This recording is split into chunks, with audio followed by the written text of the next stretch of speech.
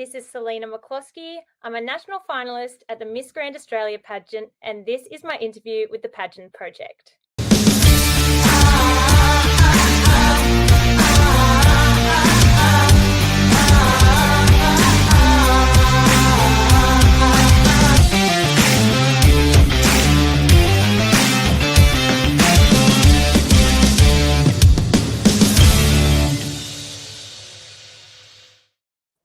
Good morning, everyone. It's Adrian from the Pageant Project. My special guest for today is Selina McCloskey, who is a Miss Grand Australia national finalist. Selina, how are you?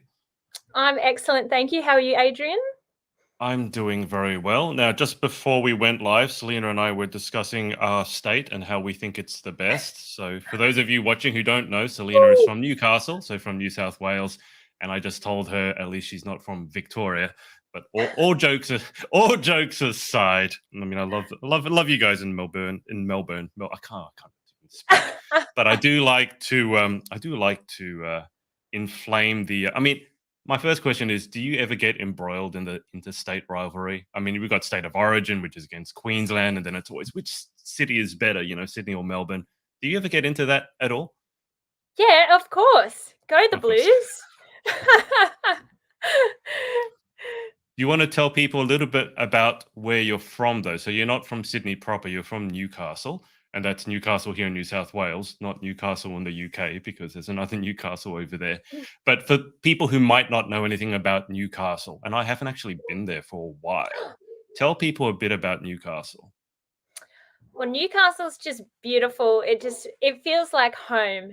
So I'm very close to the beach. I'm about a 10-minute drive from the beach, which is very convenient. I'm a beach girl at heart. I feel like it's my second home. It's stunning here.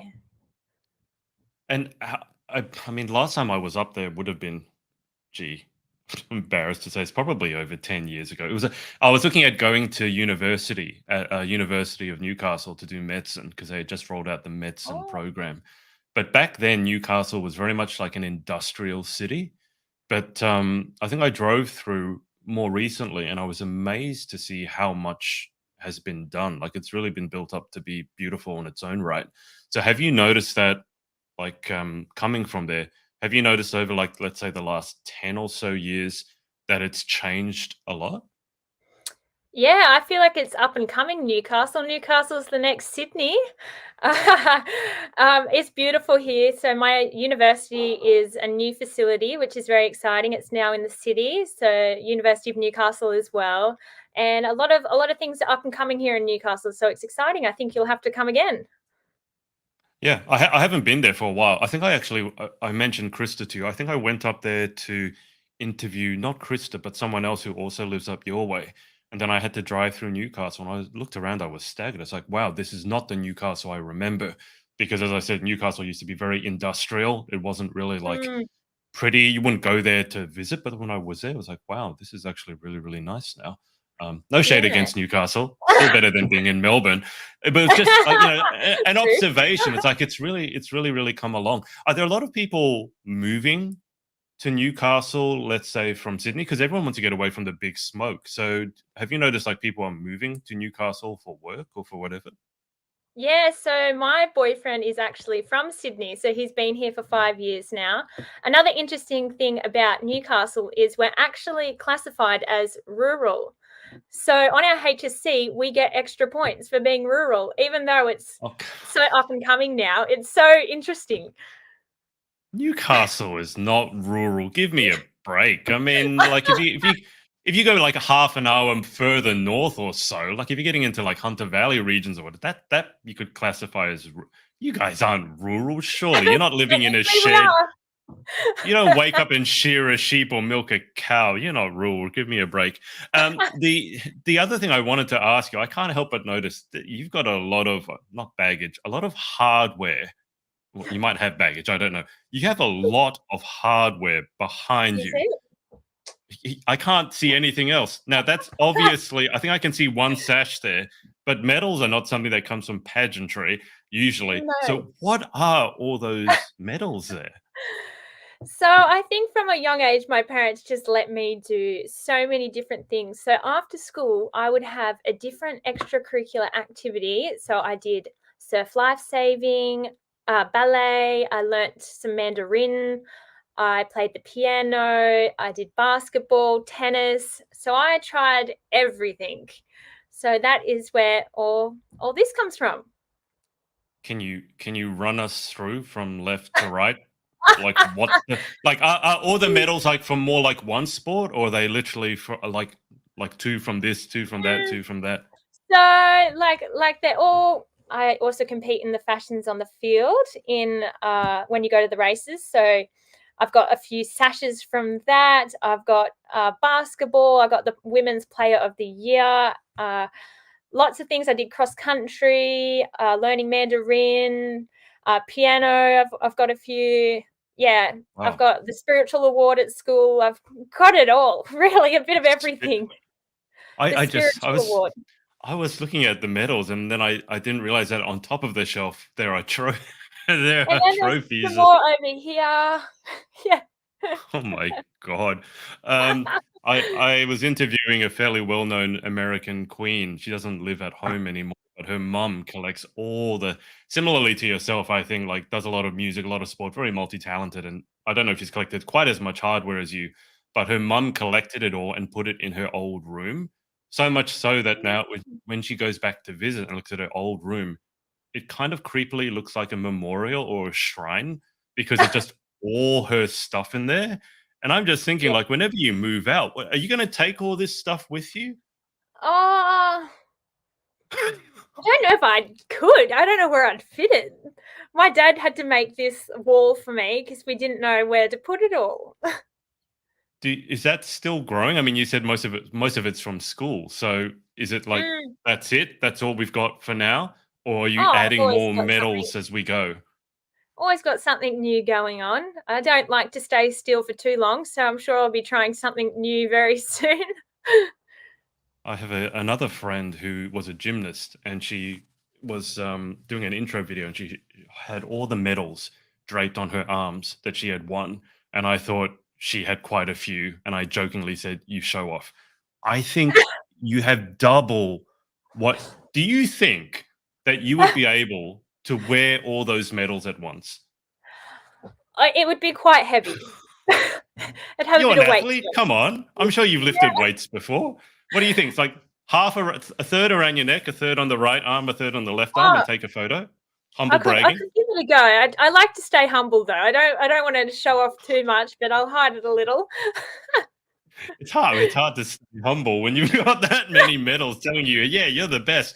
What about on the other side? You've got like, is that a fascinator on the other side? Oh, so No, no, no. The other way. Go the other way. The things that oh, are hung up on they're the my wall. hats and things. So I love the fashions on the field. So fashion is my passion. So I like to go to the races and you compete in these competitions. And I don't like to sound up myself, but I have won every time I've competed. And it's like my mum and I are best friends. We're so close. So it's kind of like our thing we do together. So she helps me put together my outfit and it's really cute. It was really nice. When you say you've got a passion for fashion, that's a really cool motto, by the way. I'll have to steal that. But how deep does that go? Because some people just like wearing fancy stuff. Some people like making their own stuff. Like there's degrees to which you can get involved with fashion. You can spend your whole life in fashion if you want. So how deep does that passion go? Well, very deep. For starters, I work in retail. So I work in David Jones and Maya. So I'm surrounded by fashion all the time. Um, I I can't even put into words. Fashion just makes me so happy. So I've also just applied to help volunteer at a place called Dress for Success. So they are Mhm. helping dress women and help them be ready for interviews and the workforce. So that's also, I like to volunteer in that department. I work in it. I like to compete in the fashions. It's in my blood now. I love it. Okay, so we've got that's I don't think I've ever seen anyone whose wall was quite so cluttered with stuff. That's a record. That's a lot of stuff. With the fashion, I think I saw somewhere that you were studying or still are studying, I'm not sure, but was it a Bachelor of Entrepreneurship and Innovation? Close. Yeah, so I do a double degree. I do Bachelor of Business, Innovation and Entrepreneurship.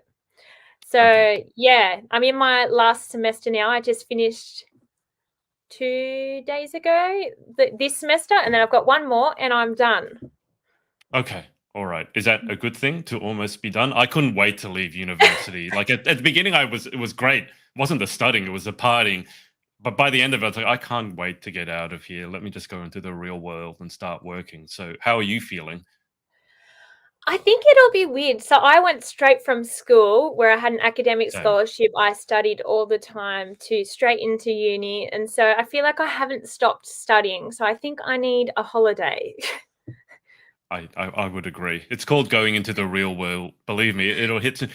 Let's. I mean, so you're on an academic scholarship, similarly to myself, from the sounds of it. So was I, and then a lot of studying. And I think Mm, in your day and age, it's even more because at least down here in Sydney, it's very competitive. Like kids start getting after school tutoring at the age of 5 now, which frankly I think is a bit ridiculous. wow. But obviously academic, so you got to study a lot, and then you're in a degree. But on the other hand, you're modeling as well. And I just want to ask, have you ever had any sort of clash between that? Because sometimes people look at people who are modeling and just assume you guys are stupid, you're airheads, whatever it is, and obviously you're not because you've got the Mm. academic scholarship and you're about to finish your tertiary qualification. Have you ever experienced any sort of that cliche or that stereotype?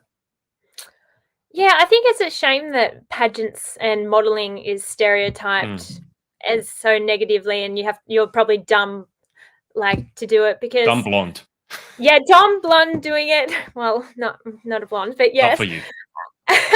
I think it's such a shame, and I think it's great that pageants are now doing the charity work and all that, and showing you more than that, because I think that is helping change the stigma behind pageants, which I think is great. But I haven't had too many issues with the clash. I feel like I have great That's friends good. and family, which I feel very blessed with.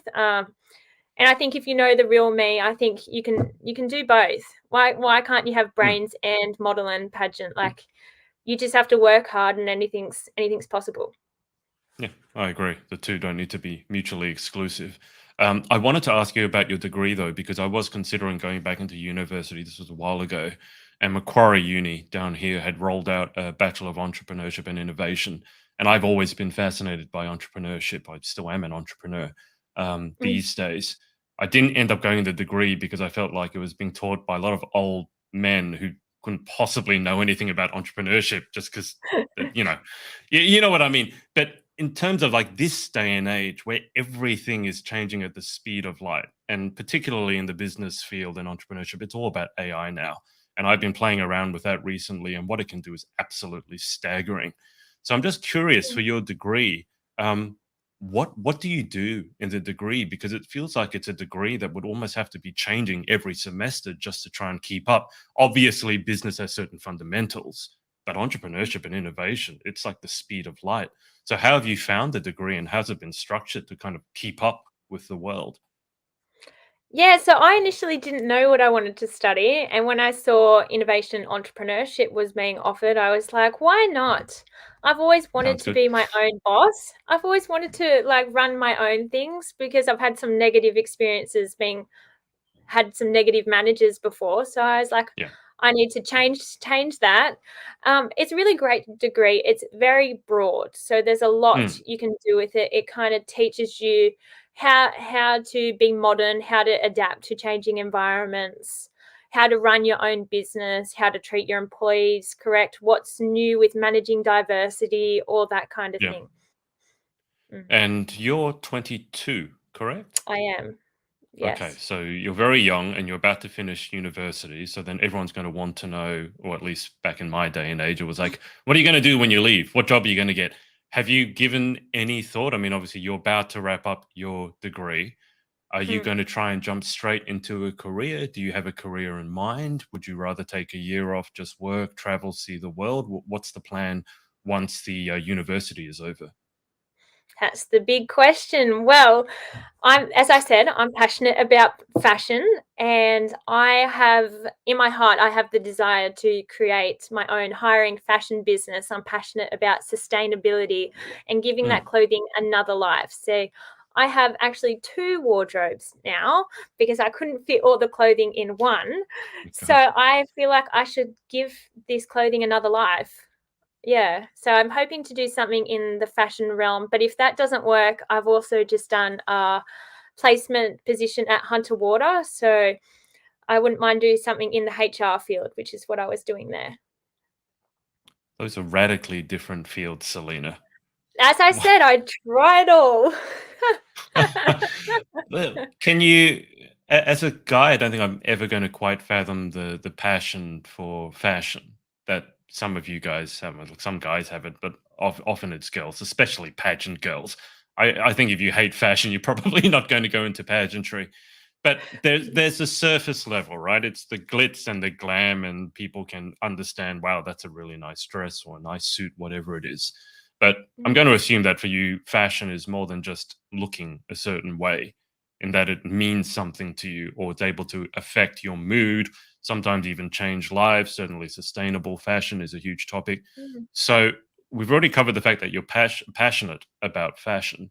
But what does it really mean to you? Because if it was just glitz and glam, you'd be like, oh, that's nice. But I'm just going to assume it means something more to you, a bit deeper than that. Well, as I said, it started with mum and I just going shopping. It's the way mum and I are best friends. We bond over it. But I think it's really powerful of how it can make you feel. Hmm. And so, with my entrepreneurial degree, I think it is really powerful to be able to empower women to feel beautiful in their own skin as well. And I believe that fashion has the ability to do that. It can change completely how you feel. I really believe in that. Yeah. And I'll give you a tricky fashion question.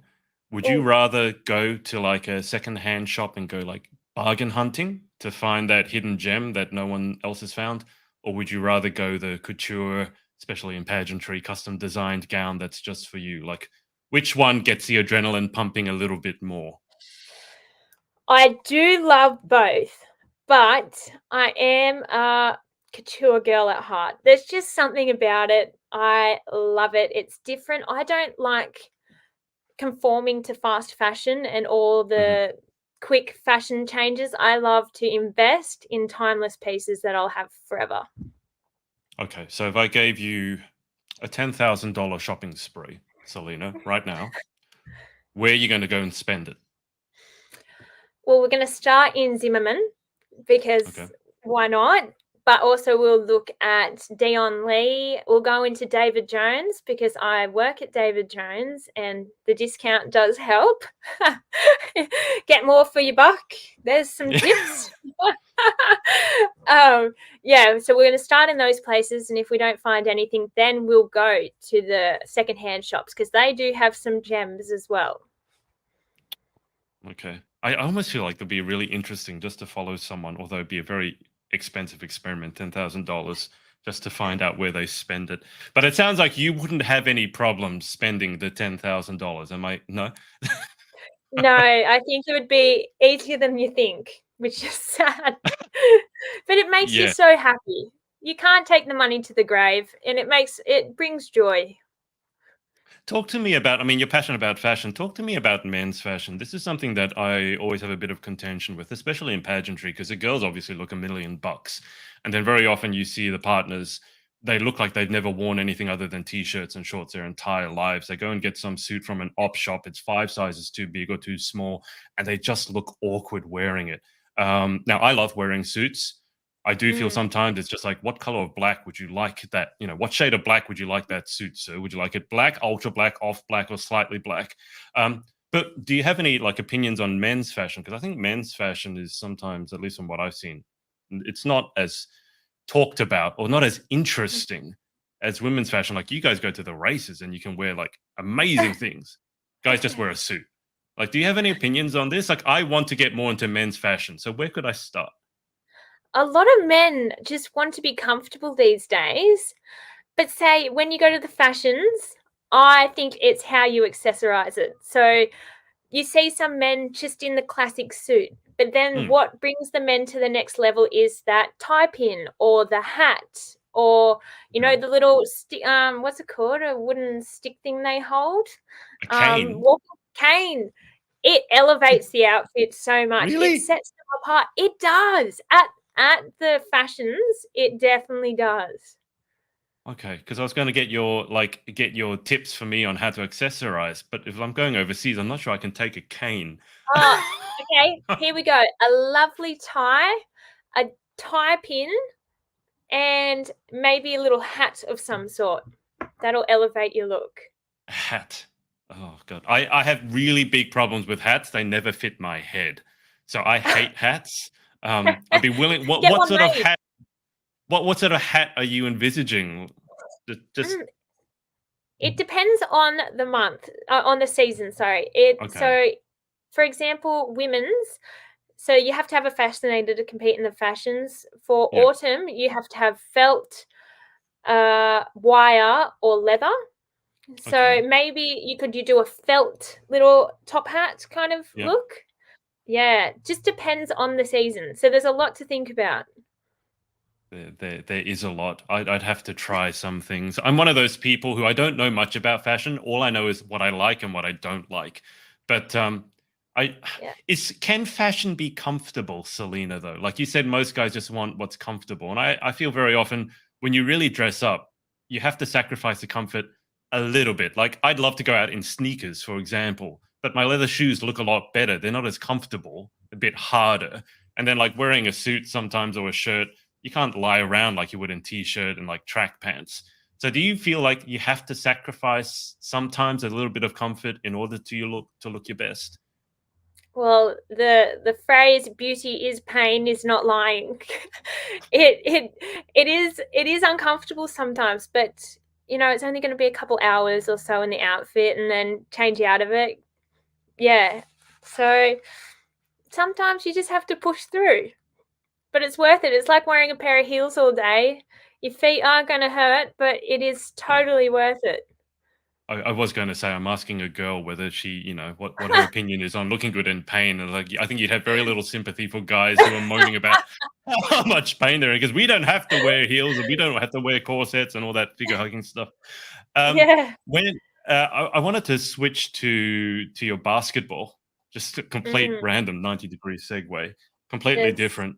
some here. Talk to me about basketball because from I was listening to another interview of yours, and you mentioned that you had gone all the way to Texas, possibly with an eye on a college scholarship. I don't want to put words in your mouth. I'll let you explain it. But just talk to me about your basketball career because it sounded like it went a long way, and then you turned around and went, okay, that's not for me, which is fine. But I'm just curious as to how you got into basketball and how you found it. So how I got into basketball is kind of a funny story. I was always that really tall. I haven't grown actually since year seven. So I am 177 centimeters. So I was that really tall Oh, kid. okay. Yeah. And I did ballet at that time before basketball. And I was always in the back because tall people, you have to go to the back. So I wanted something that would embrace being tall. And my mum encouraged basketball. And one of the rep coaches came to one of my little shoot arounds and asked Yeah. if I'd like to try out for the team. So Oh it wow. started from there. I made the team, not knowing what I was doing, but I just love sport, exercise, trying new things. So then from there, I did rep all through under 14s to under 18s, made the state teams all through that, and a bit of traveling with that within Australia. And Mhm. then once I was in year 11 at school, I tried out for this squad called the AUSA squad, which goes to America. In particular, we went to Texas and Kansas, and we played in front of hundreds of colleges. So a representative came from each of the colleges So to it's like watch a our. talent scout. They're looking for people Yes. for their colleges, right? Yeah. So I played in front of that, and that was a lot. So American Hmm. basketball is very different to how we Of play. course. The Yeah. tempo is different, the intensity is different. Some of the lines on the court proportionally are slightly different. Oh wow. Anyway, I got back. So anyway, I got selected by some colleges, got offered scholarships, but it was just a bit too overwhelming for me. I was in year 11. I wasn't sure that basketball was exactly what I wanted to do, which is why Mm, I went over to see what the environment's like in America, because that's kind of the next step. So you play in Australia, you could go to the NBL one, that kind of thing, but then you go to America, which is where the big leagues are at. yeah. And I just found it a bit overwhelming, to be honest. You have to live and breathe basketball over there, which is what the girls were Mm, doing. They would sleep basketball, they'd watch basketball. Everything yeah. was just focused around that, and I wasn't 100% sure that was where my heart was at. Don't get me wrong, I loved it, but I also had other things going on academically, starting to get into the modeling world. So it would have been a big sacrifice to play over there. I mean, how much of a step up? It's not surprising to me to hear that the US is a step up in terms of basketball over Australia. How big of a step up are we talking about? Massive. Like Yeah. everything, you'd eat food based on your performance, what kind of training schedule you'd have. You'd Right. be in the Okay. gym some parts of the day, then you'd have to go to a training session, then you'd go do some study. Like it's non-stop intensive live, breathe, sleep basketball. It almost sounds like that basketball film, Coach Carter. The idea of a student athlete, where you do some study, but really what you're doing is you're in the college because you can play basketball, and obviously college sports over there. I don't think there's any even equivalent over here, is there? In terms of, I mean, college sports over there can even be televised. That's how big it Mhm. is, and that's where at least in basketball, you get drafted from there into the NBA and make bajillions of dollars if you're good enough. I don't. Is there even an equivalency over here in Australia? Because it wasn't when I was in university. There wasn't really any structured. We had like university games, but that was really an excuse just to go and get drunk. Is there any Yeah. sort of formalized university sport over here now? It's not university based. Yes, there's Yeah, university games, but it's kind of separate from that. So we have yeah. like NBL one teams and that kind of thing, but that doesn't compare to what's going on over there, I would say. Do you still shoot hoops every now and then? Sadly, so when I went over, I was year 11, and when I came into year 12, I was so heavily HSC based. Like I Mm, just wanted to do well. I kind of dropped everything that year and haven't came back since. I got asked to play again last year, but it's crazy. You have to go away every weekend. You'd go to Coffs Harbour one mm, weekend, Canberra, no, everywhere. Like you're traveling all the time, and that would not give me time to do things like yeah. this or really do well in my uni, which is something I'm passionate about as well.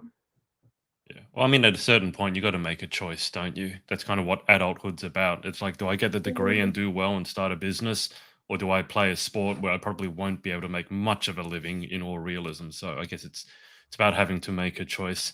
Um, I mean, I mean, tennis is my sport, but the thing Mm. is, like, I never wanted to play competitively because similarly to what you said, it'd be going away for a weekend, every weekend, and then with tennis, it's not like you play for half an hour or 90 minutes. It's not a block of time. If you lose really badly or win really well, you could be done in half an hour, but you could also be there 3 hours and you never knew. So the whole time, it was your whole weekend gone to just sitting around playing a match, and it just to me it wasn't what I like. So I love having a hit recreationally, but the competitive Mm. side was just it wasn't worth the time investment for me.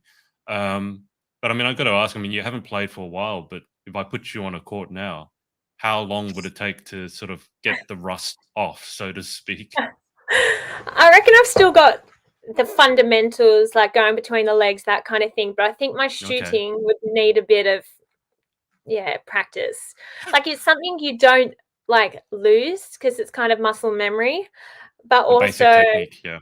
you just need to get your everything back in alignment. Fair enough. What position did you play? Well, when I started, I began at a center, so the Yep. 5 position. I Yep. worked my way down to a 3, which is a wing. So, yes, the tallest person is a 5, so I started off really tall and then everyone else caught up to me. exactly the same as myself. I was the height that I'm now, so I'm 6'1". I was this height in year Wow. 6, so I'm even more exaggerated than you. And then Oh I my stopped goodness. growing. And then I won't say everyone caught up because I'm still tall now, but I stopped in year 6 and everyone began to catch up. But if you look at my year 6 photos, I don't know if you have any photos from your year 7 or whenever you were tall. There are people who are literally almost half my height. It's quite comical. I look like some kind of giant. Do you have any photos like that where you're like, you're this big and your best friend is like that Oh, big? all my friends seem to be the really small ones. I don't know why. So for some reason, I'm always next to the really short ones.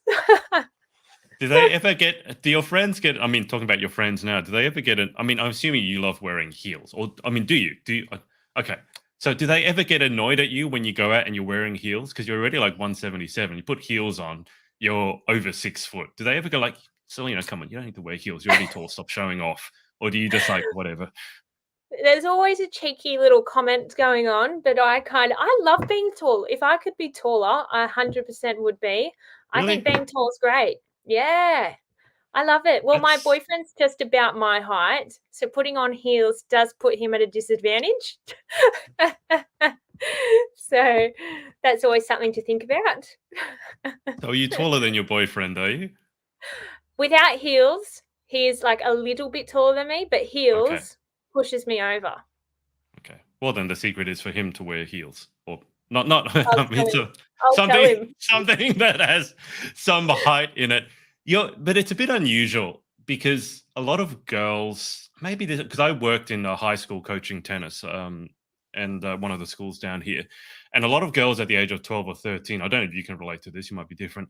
If they hit that sort of height where you're at very early, they get very awkward about it, and you can tell because they're very hunched over. The shoulders always slump because as a girl, maybe it's an Australian thing, maybe it's a girl thing, maybe it's both. You don't want to stand out. That's what I found with most of the girls anyway. So they have had very bad posture. They wouldn't own the fact that they were tall. And then, you go to like 20 or 30, if you try modeling, or for example, then height suddenly it's an advantage. It's a huge thing. It's the best thing ever. So you love your height. I'm just curious, was that always the case? I mean, obviously you started basketball, so that's a huge advantage there. But growing up, when you're in year 7 and you're 5'10" or 177, did you embrace that straight away, or was it a bit like, a bit awkward standing out?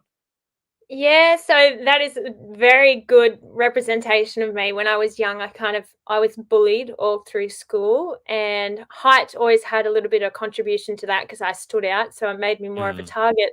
So yeah. back then I did not like being tall.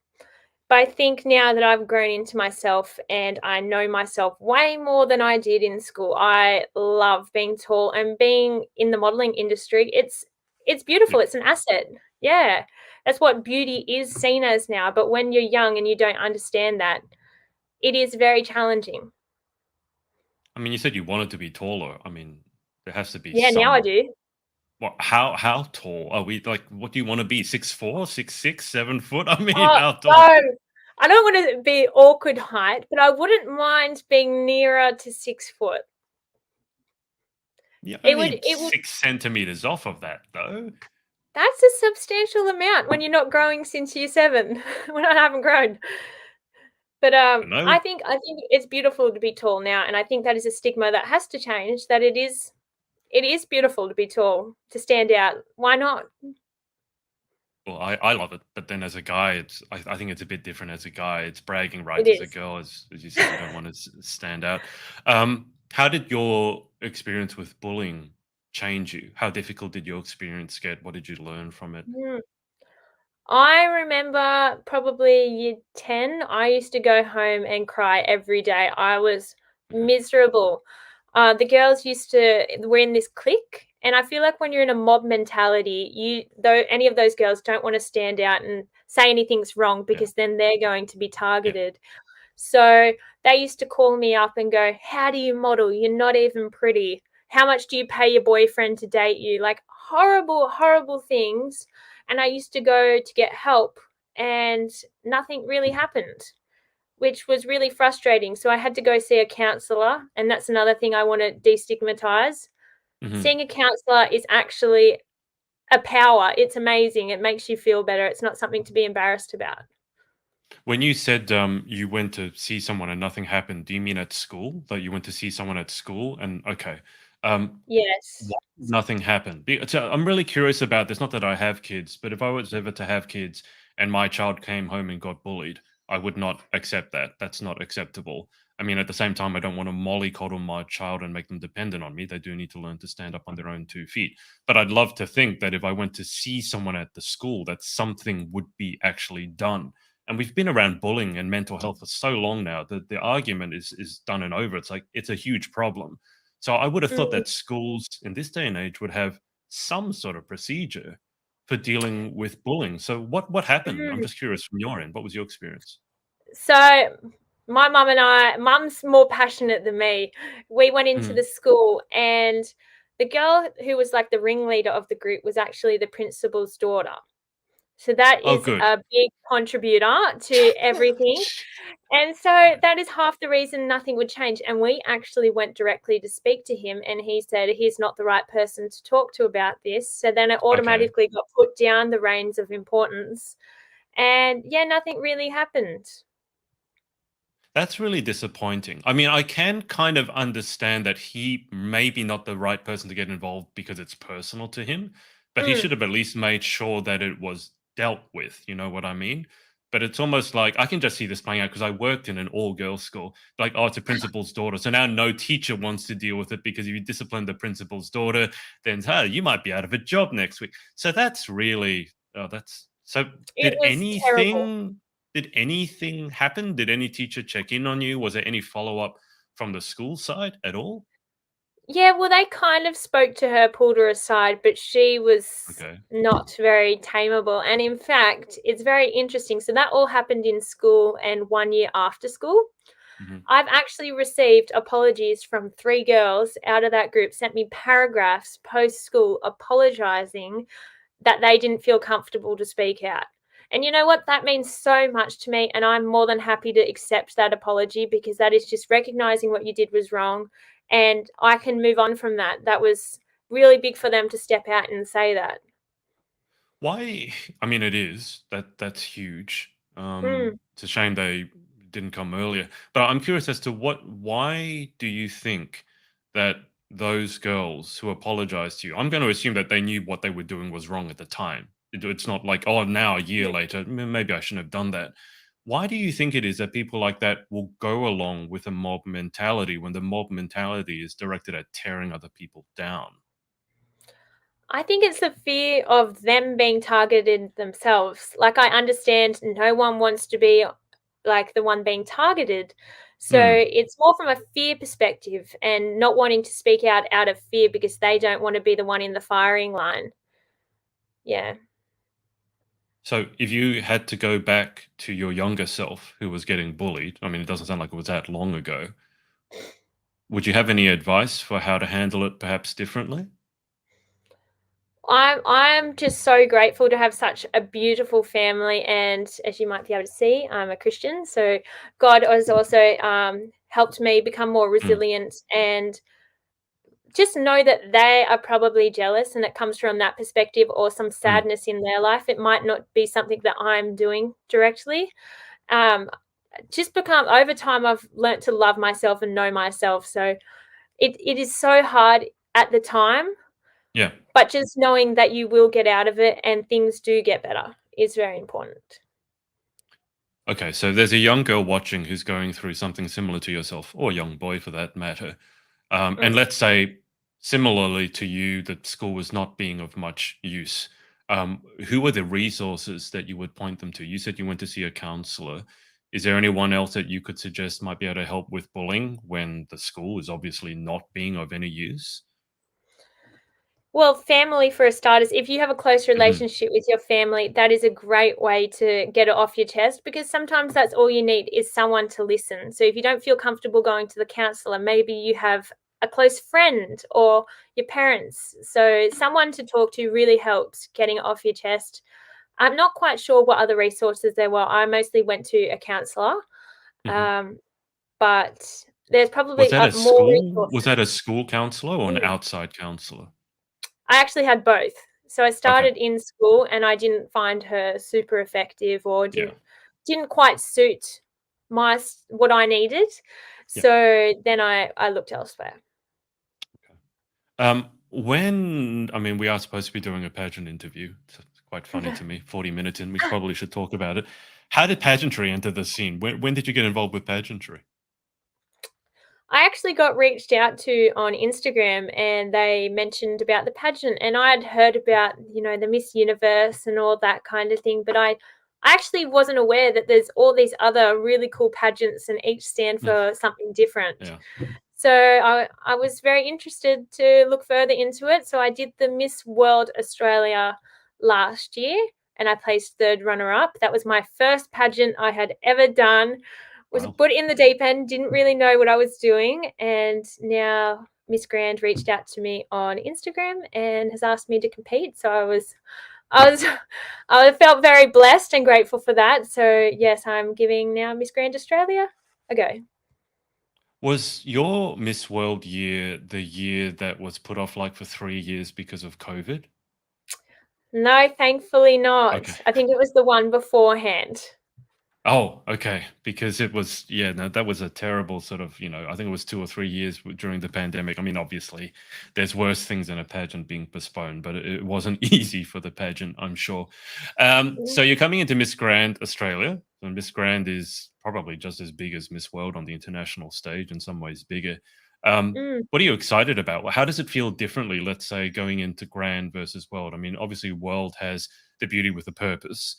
Grand in Australia is advocating for destiny rescue, which is obviously bringing awareness to the issue of child sex slavery, which a lot of people I feel don't know is actually an issue.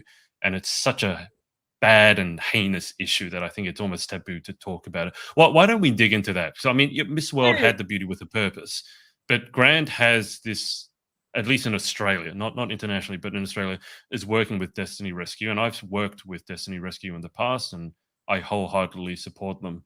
But what are your thoughts on what they advocate for? Because I found it's a very uncomfortable subject mm. to talk about.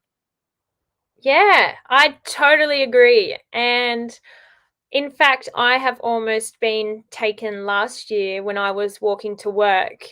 A car followed me, and three men jumped out of the car and were coming to take me.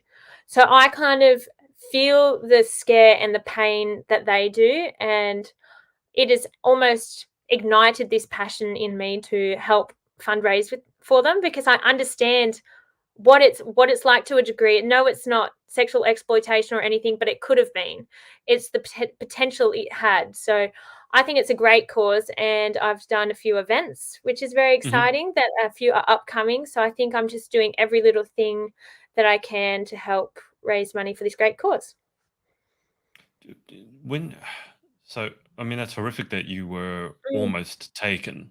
I think a lot of men, I mean, as much as we've sort of come leaps and strides in terms of equality, I don't think men can ever truly understand what it's like to be a woman in terms of not feeling safe.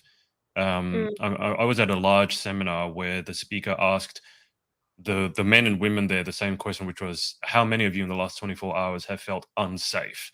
He asked the men. It's probably one or two hands out of 1,000 put their hands yeah. up. Asked the women the same thing. All the hands went up, which I think should really give people pause, because it's like it was in Sydney. It wasn't like we're in a third world country, Wow. and yet every woman, almost to a single person, in some point in the last 24 hours had felt unsafe. So, I mean, when you went through that, I mean, it sounds like a stupid question to ask, but I ask it, what was it like? What were the emotions like? And what was the aftermath of it like? Because it's not like, oh, I didn't get taken. Oh, we're fine now. It's obviously No. has to have some sort of aftermath where you start going, okay, what did I do?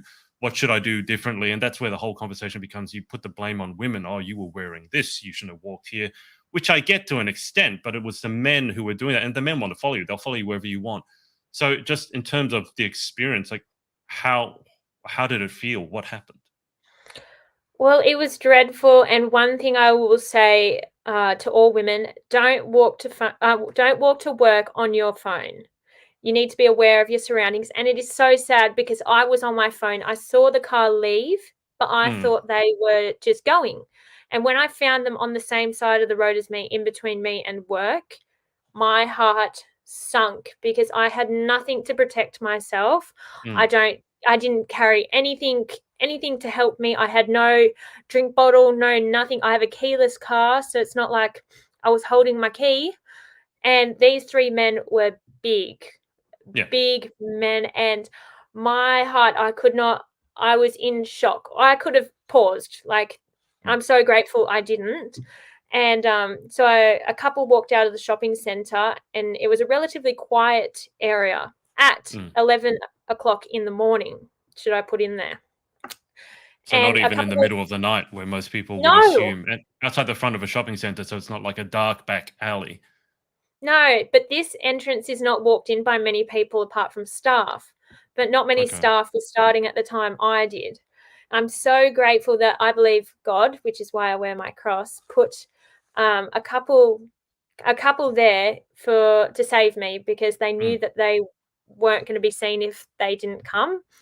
Yeah. And anyways, when I got past them, I looked back and they had their arms crossed, looking at me like, damn, you got away. You will have to reap the consequences another time. It was terrible. Honestly, I was visibly shaking and I went into work and I signed on and I just broke down. And then the police got involved and sent me home.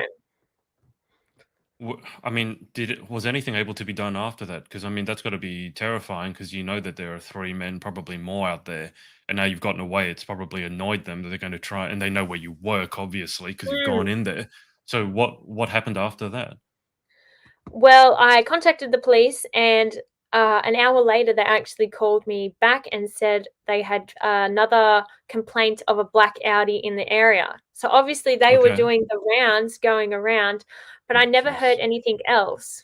I never heard anything. I took photos of houses and ones that looked like they had CCTV cameras out the front, and I never heard anything. It's probably because it's such a low priority because they didn't actually touch me. They were within 3 meters of me. Yeah, 2, 3 meters, like very close. Okay, I kind of understand they didn't touch you, but I mean, intent matters. I mean, they I certainly agree. had intent to do more than that. I look, I can understand police may be overworked and there's other stuff they need to deal with, but I wouldn't say it's a low priority. If you have an Audi and you have other complaints about it, they're literally doing laps and God knows what they wanted to do with you. That's but I mean, after the aftermath, Selena, I'm going to take it that you're a pretty tough gal, but I mean, still, you're going to go back to work next week, next day. They know where you work. Talk to me about that because, as I said, it's not just well, they didn't get me. Cool, I'll go to Baker's Delight and get myself a six Mm. pack of scones. It's like, well, they know where I work. What am I going to do tomorrow if they show up? And what do I need to do now? Do I need to get a whistle? Do I need to carry mace? Like, so Mm. what was the aftermath of that like? So my parents came into work and I wouldn't even walk to my car. Like I was petrified Mm, that they'd be yeah. waiting at my car for me. So they drove, picked up my car, and then I hopped in with my mum in her car. My dad got my car, and we Mm, drove to the police station. But it's terrible. So I had desensitizing therapy afterwards. So it takes away the trauma. Well, yeah, it hasn't completely taken it away, but of it course. Yeah. it numbs the sense of trauma, but to an extent. And now to this day, I carry this thing called a screamer in my bag. Mhm. So you pull out this thing and it makes a really loud noise. So at least I'll be able to create some attention. It's sad that things like pepper spray and that are technically illegal in Australia. Mm. So there's not much that I can do to protect myself, which is kind of sad. Yeah, the thing with pepper spray is I think there's some research to show that very often if you're not comfortable using it, it's like in the United States with firearms. Very often, if you're not proficient with it, having it's a great idea in terms of protection. But the thief gets it, and very often the thief is Mm, proficient with the firearm than you are, and you end up getting shot with your own firearm. But I have a 5-year-old, no, 7-year-old, 8-year-old nephew, and his mom recently got him like a watch, like a smart watch that has mm. a tracker in it, and it's got a panic button sort of built into it in the functionality. And when the button is pressed, it automatically phones like 3 or 4 phone numbers that you can program into it. And Ah, obviously, with the smartwatch, you can track. Now, I thought that's great functionality. Unfortunately, the watch itself looks so expensive. It's like people might mug you for your watch. But I think oh, there are some good advancements with technology in this day and age, if the conversation ever comes up again. So obviously the whistle, the thing that makes a loud noise. I was speaking to Miss Universe Great Britain, and she was saying the best thing you can do is scream, draw attention, because the last thing that those guys would have wanted is attention. And that couple that came out probably saved your life in some I respect. do believe. It was attention that they didn't want. So I wouldn't say fighting. Obviously, it's not going to go well with three of them, and they're all bigger than you. They would have But had me. in this day and age, with a phone or a watch, there's actually a lot of technology that can help find missing people. And as I said, it's a functionality. You hit it, and it's got like an emergency SIM or something in it, and it automatically phones like the contact numbers, either your mum, your dad, whatever, and then they know something is wrong. So that's That's the case very of interesting. technology. Yeah. Because I wasn't prepared in the situation, and in fact, I saw them waiting for me, and Mm. for some reason, I kept going because I didn't want to look like I was avoiding them in a way. I can't explain it. I actually called my mum. My Mm. mum always picks up. This one time, she did not pick up. I called my boyfriend. He always picks Mm. up. He didn't pick up. It Yeah. didn't even come to my head to call the police because I was in that much shock. So it is also important to know that that resource is there as well to help. I think that would actually be a really useful conversation to have to prepare women, young women, that in the because I mean you need training, right? It's like again with the gun, the firearm. It's like it's all well and good, but you need training to use it. And it's like people in the army that there's nothing that's a substitute for that feeling that you felt. I imagine you felt when you saw those men coming for you. Mm, Talking about it doesn't prepare you for it. You need some sort of training that just kicks yes. in, almost like when they train you first aid. It just kicks in. But Mm, having a conversation as to what you can do, because you can't really fight them, especially if there's three of them. What are you going to do? They might have a knife as well. They can probably outrun you. But just helping young women. So if unfortunately something like that happened again, that they at least go, okay, what do I have to do in this situation? So screaming is obviously gets great yes. attention, and then phoning certain people, phone the police, or I mean, you've got an iPhone. Like iPhones have tracking in them now as well. That could be Yes. very useful. And then like with the watch, with the panic situation, that could also help. But I think that because I never would have thought that that would happen in Australia. Exactly. I wasn't prepared. I thought it only happened in movies. That's all I'd seen. I didn't Taken. even think. Yes, I didn't even think about it. Yeah, So it's it's proof that it does happen, and at any time of the day, 11 a.m. in the morning, it happens. yeah. So because you can't even have the argument then that well you were walking in a dark back alley in the middle of the night, because you weren't. You were walking in front of a shopping No. center in broad daylight, and it still almost happened. Yes. I mean, that's terrifying. So if that Yes. happens here, then obviously what Destiny Rescue was doing, I mean, the sex traffickers, unfortunately, they mainly operate in Southeast Asia. Destiny Rescue, I'm talking about, at least when I worked with them. And those people are the worst of the worst. They run, you talk about drug trafficking rings, this is the same thing. But Destiny Rescue does some great work in terms of not only rescuing the victims, but giving them a livelihood afterwards. So, and they actually It's a go and great do busts. I don't know if you had the conversation with them where they show you that they actually go undercover to do like undercover thing. busts. It's incredible work. It's got to be traumatizing, because I think one of the Yeah. people I worked with, he was a father, and he was saying like I can only imagine what it's like, but as a father to go undercover and see someone who's the same age as your child being forced into sex slavery, that that's absolutely terrible. Very What eye-opening, some of the videos they publish as well. I recommend going Yeah. to their website, and it really sets out what they stand for and what they do, because I feel like that's important. Like people, I feel like are more willing to help raise funds and awareness when Mm, they understand that. So yeah. that's something I also push. Yeah. You said you've run some events. Do you have any? I mean, it's only what, a month until gee, it's a month until Yeah. Grand, I think. So Not is long. there anything else? Is there anything else that you'll be doing along the way, in terms of raising awareness, or any events that you're running in between now and the big event itself? Yeah, so I'm holding a paint and sip event next Sunday. So Mm. we've raised $900 so far, which is fantastic because my overall goal is raising more than 1,800 for Destiny Rescue. 1,800 is the equivalent to saving one child. That's So nuts. that would be phenomenal to do at least that. Apart from that, I also raise money and funds and awareness for other causes. So I'm walking one of the 3 days to Sydney with the Mark Hughes Foundation. So that is You're the walking second to of the Sydney. yeah, I've done it 3 times. Yes. So yeah. Why? What's wrong with you? What from Newcastle to Sydney? That's Yes. 144. I know this because of the turnoff from Hornsby up to 144 kilometers. One, you've walked. What do you walk back? I'll show you my feet. I'll find a quick photo. Yes, we walk one way, but Your poor um, shoes. Your poor can you feet. can you see Oh, that? oh God! I did not need to see that this Trigger early in the warning. morning. Thank you. Yes, a trigger warning after the trigger. Where- The 100.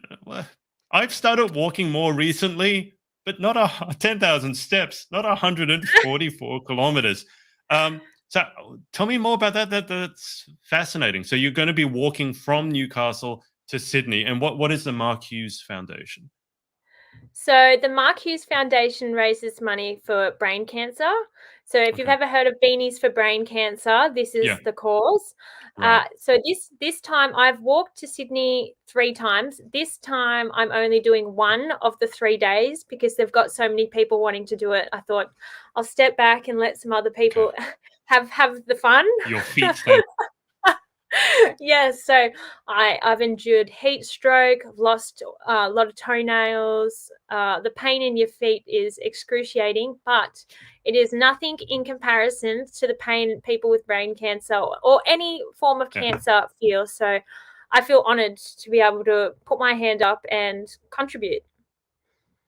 Yeah, I lost my grandmother to brain cancer, and the former Mm. Miss Earth Australia, Brittany Dixon, she got a diagnosis when she was very young and managed to survive it, but it's terrifying, the cancer in general. But just a logistics question.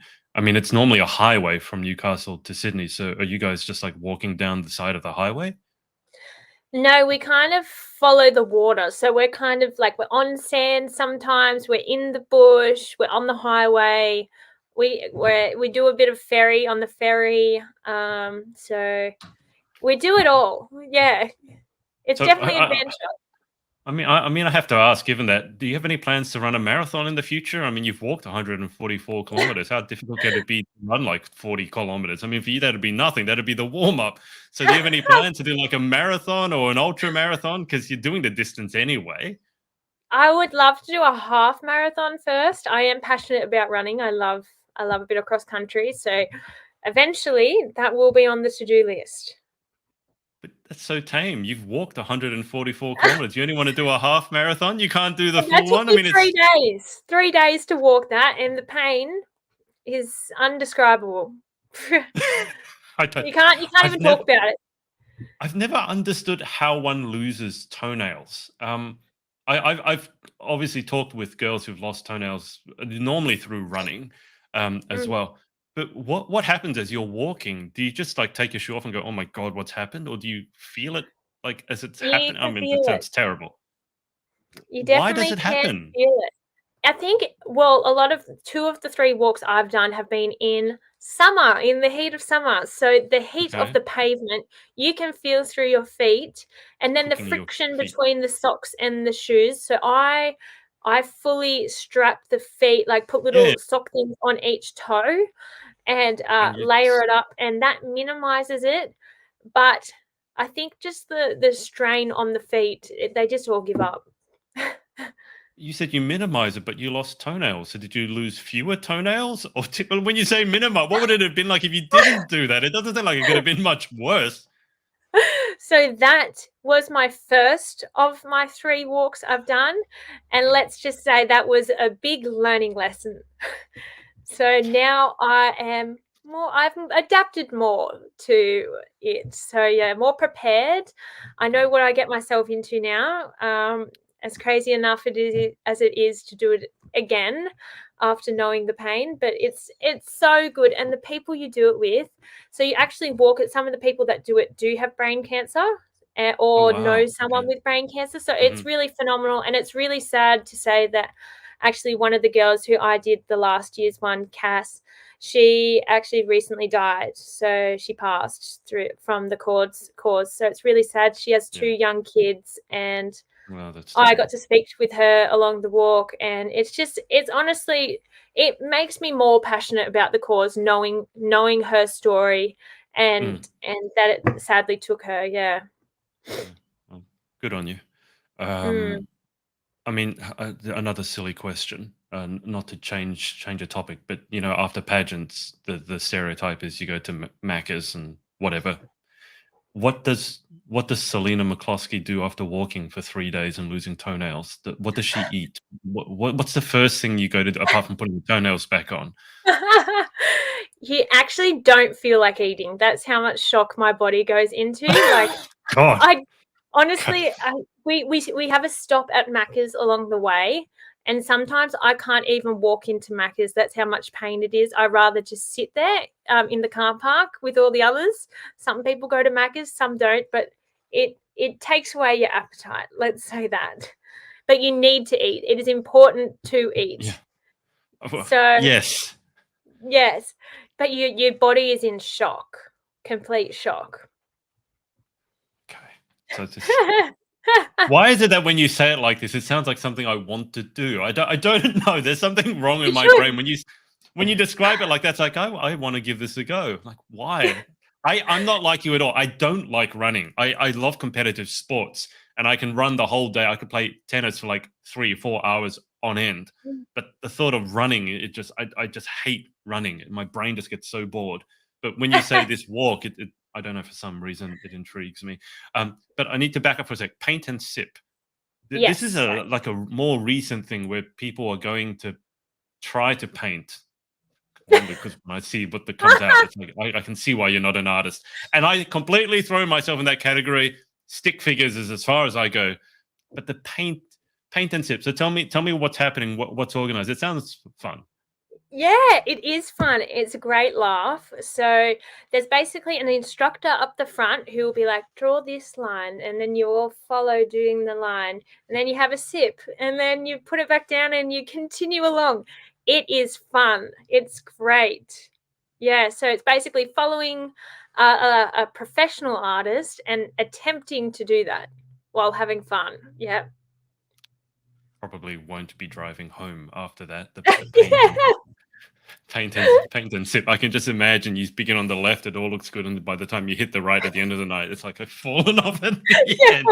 Um, but so if people want to do that, I mean, is it still possible? I don't know. Do people buy tickets? Do people contact you, and where are you going to be holding it? Yeah, I would love that. I have about 7 positions left, only Mhm. 7. So, if you get in contact through my Instagram, I would love. I've posted a few things about it, but even DM me, that would be fantastic. Yeah, I'd love to have anyone there for the great cause. And you're going to be holding it up Newey way? Yeah, so it's on Derby Street. If you know where Derby Street is, it's one of the big streets. No, Oh, I yeah, know so where in Newcastle Newcastle. is. I, It's I won't. iconic. I Derby won't. Street's great. I won't be walking up. I can tell you that much. I quite like my toenails. And look, final question, Sonia. Before we get to the final 10, how long does it take for toenails to grow back? Well, I feel like they never fully grow back because my Oh, one pinky toe keeps falling off. Sorry, that's a bit graphic, oh, but they do. Oh, I'd say a good couple weeks it takes. Yeah. that's actually less time than I thought to grow. The human body is capable of great things. It This is it obviously truly not is. something that you'd advise before maybe walking in heels on a runway. I'm taking it. I Let don't them think heal. people would That's want to see your feet like that. You might scare a few people.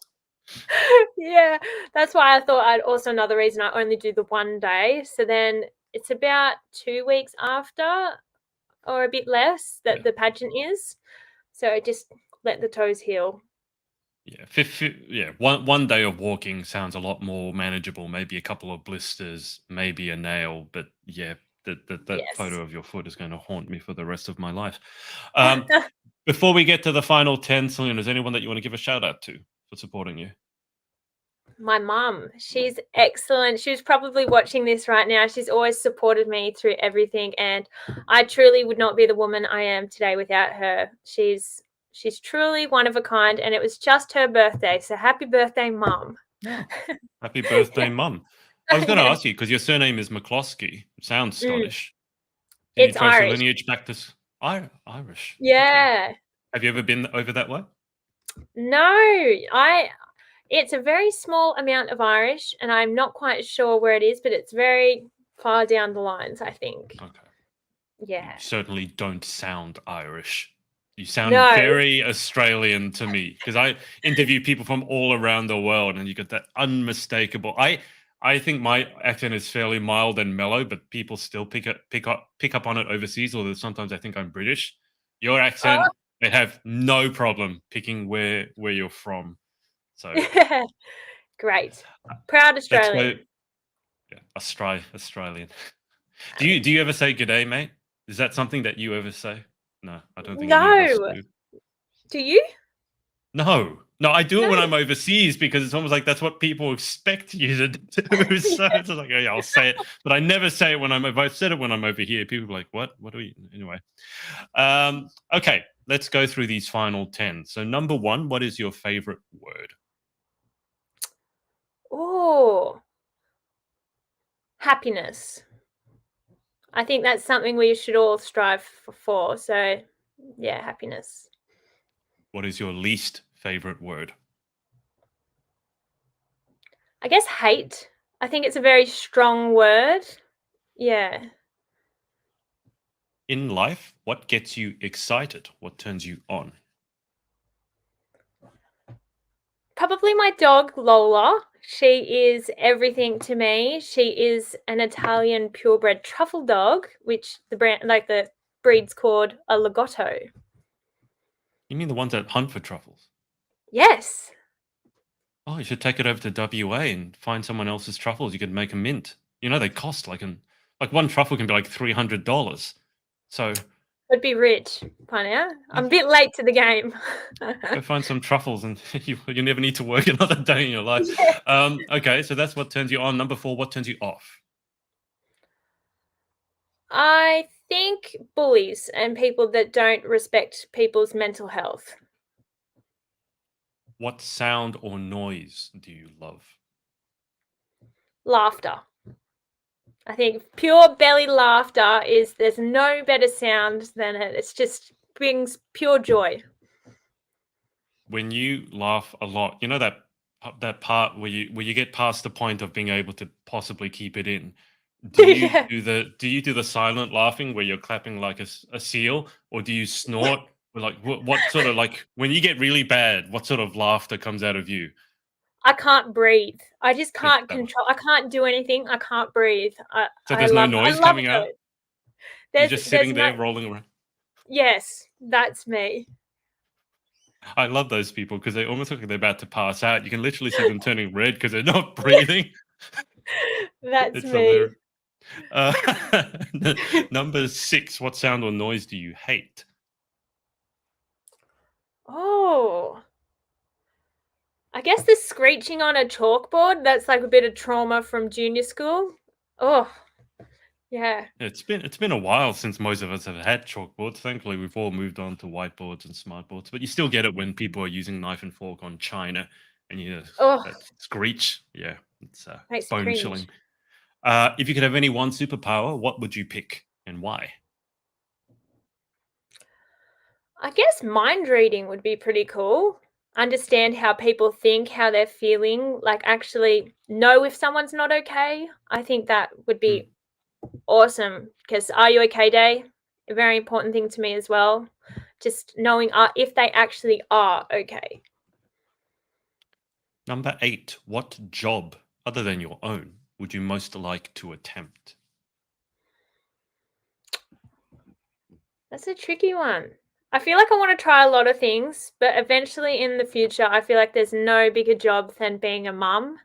my mum is everything to me. And so when I get to that stage, I want to be like mum, and I feel like she takes on a big role helping support me in all of this. So I feel like that's the biggest role someone could ever have.